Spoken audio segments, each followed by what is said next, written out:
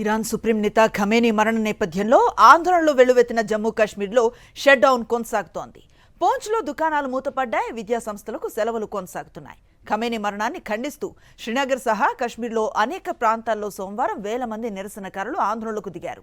జమీనా, గుండ్ హస్సీబాట్, జహంగీర్ చౌక్, పుల్వామాలతో పాటు చీనాబ్లోని దోడా, కిష్త్వాడ్, రాంబన్ జిల్లాల్లో ప్రజలు నిరసనలు చేపట్టారు. అమెరికా, ఇజ్రాయెల్ దేశాలకు వ్యతిరేకంగా నినాదాలు చేశారు.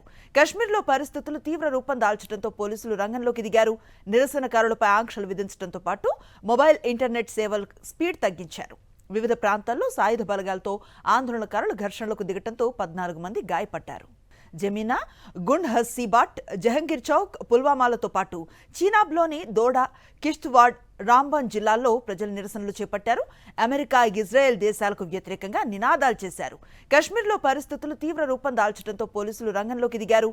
నిరసనకారులపై ఆంక్షలు విధించడంతో పాటు మొబైల్, ఇంటర్నెట్ సేవల స్పీడ్ తగ్గించారు. వివిధ ప్రాంతాల్లో సాయుధ బలగాలతో ఆందోళనకారులు ఘర్షణలకు దిగటంతో 14 మంది గాయపడ్డారు.